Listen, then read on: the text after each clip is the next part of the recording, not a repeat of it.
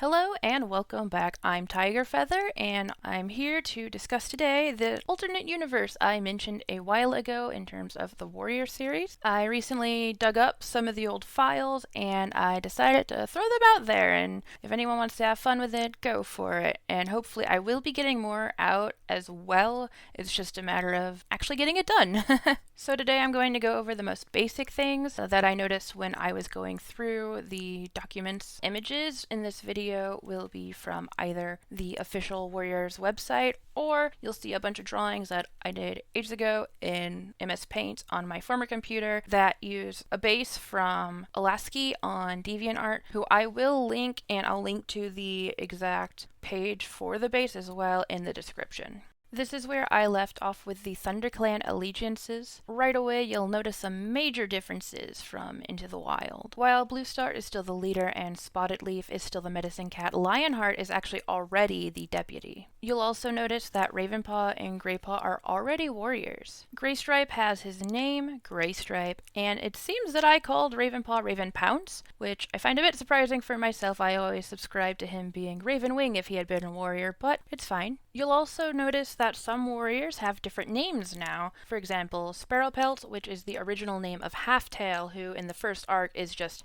Halftail. However, One Eye is still indeed One Eye, apparently. There's also Running Wind, who is now Running Breath, because wind is one of those words that technically wasn't supposed to be used in the naming stuff, but then it happened anyway, so we're going to try to stick to that in this AU. In the nursery, there's actually Willowpelt, with two kittens in her litter, one of them being Elder Kit and the other being Tulip Kit. Now, some may know that originally Elder Kit and Tulip Kit, who do exist in the canon books, belonged to Brindleface, and they were litter mates with Ferncloud and Ashfur, but died in the nursery. I've moved them a little bit, and now they are a litter between Willowpelt and Whitestorm to set some precedent for the two of them having their litter later with Sorreltail, Rainwhisker, and Sootfur. In the apprentices, you see two cats who you probably don't recognize off the bat, one of them being Snowpaw, and yes, this is supposed to be Snowkit from the canon books as well, who comes in later. This is Speckletail's son, and instead of being deaf, he apparently was born with no eyes in this AU. I don't think I'll actually stick to that. He'll probably just end up being blind or something instead, but in the original notes, it looks like I made him born with no eyes instead of deaf.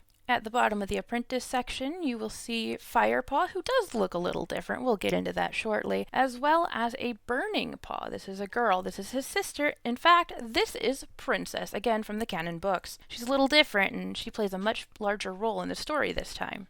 In this AU, there is still the whole fire will save the clan type of prophecy. I don't know if it will be worded the same or not, but the same premise is there. And we have Bluestar, who still expects Firepaw to grow into and be the hero for the clan, the one who will save them. However, the twist here is that it isn't Firepaw who will be the hero as everyone expects. Instead, our protagonist is actually Burning Paw, his sister, formerly Princess the Tabby Cat. She gets a bit overlooked as an apprentice and young warrior because, well, her brother's the one who's expected, and even if it's not known that he's being expected to be a hero, there's still a sort of preference that's being played that she notices in little things. And she does have a little bit of self-doubt, and she's like, why am I not good enough? What's going on? And she leads a more normal life and is even, going about like a typical she-cat, Molly, the romances perhaps, she has pressure to start looking towards the nursery when she's a warrior and what have you, that sort of stuff. And as can be seen on the screen, there is, I don't know if this will be a prophecy itself or not, but sort of an explanation of the plot at this point, which is fire destroys, but what is just burnt can be reborn. Basically saying what fire doesn't completely destroy, a newness can come from that. Think of like the phoenix, the rising of the phoenix after it burns to ash. That's what is being conceptualized here, and that's why Burning Paw, who will be Burning Song, will actually be the hero of this story. So it won't be fire that will save the clan as in Fireheart, it'll be Burning Song.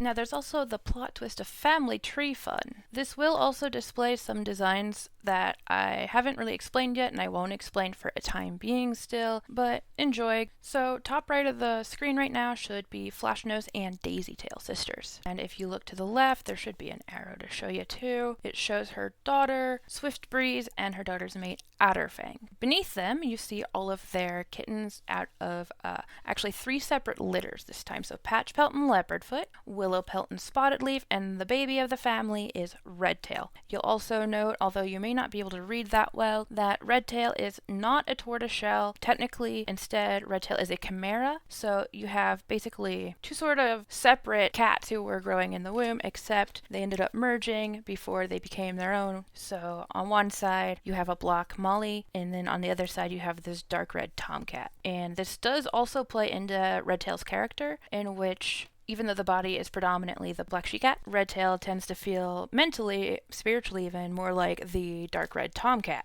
Canonically, Fireheart and Princess are both born from a mother called Nutmeg and their father, a ginger Tom named Jake. And perhaps you noticed that Jake indeed was accounted for in the family tree. In fact, Jake and, I don't know if her name is pronounced Quince or Quince, and there's also a little bit of Tallstar peeking in.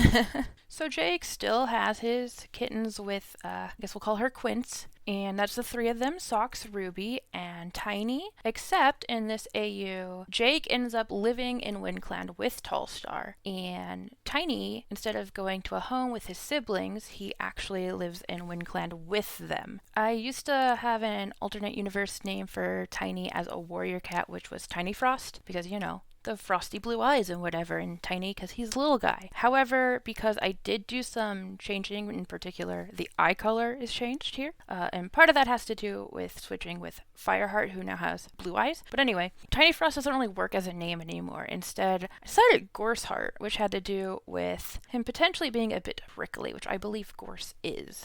But he still is very loyal and has a really good heart to him, which, so put together, good cat. And now it's time for the big reveal. Even though Redtail and Running Breath, formerly Running Wind, are raising Firepaw and Burning Paw as their litter, well, Running Breath is not the father. In fact, formerly Tiny or Scourge, Gorseheart is the father of the litter. He and Fireheart, as well as his sister, who in this is Burning Paw, Burning Song, they are still related. Just not as half-siblings, but he's their father. And now I'm going to show you a couple of images which might be hard to read and really tell what they're saying, but point is they're various designs in a family tree mode and explain a little bit of who is who, which very basic genetics are going on, and a special surprise as well, which I will zoom into to show exactly, which this also plays a big role in this AU. I have long held a personal headcanon, which has no basis really in the books. I just saw 2 names, and I made it up. I liked it, I stuck with it. From the canon, this would be Running Wind, and from WindClan of the same books, in the first arc, Running Brook.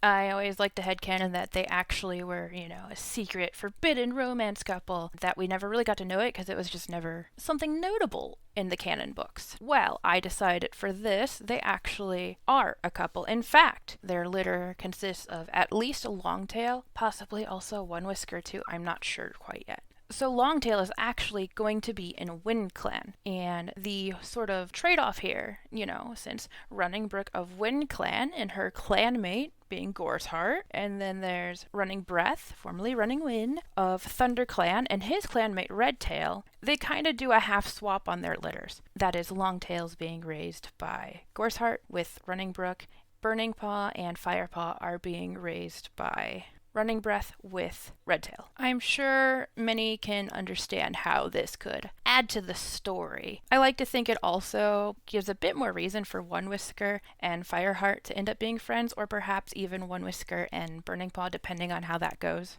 I'm not sure just yet. And a final note, I do like the aspect that it would add into Longtail and Fireheart being sort of enemies, because they'd be even closer in age in this one, basically the same age. At some point, they'd find out that things are not as they seem. I imagine that would make things a little bit more tense. At least add some room for drama.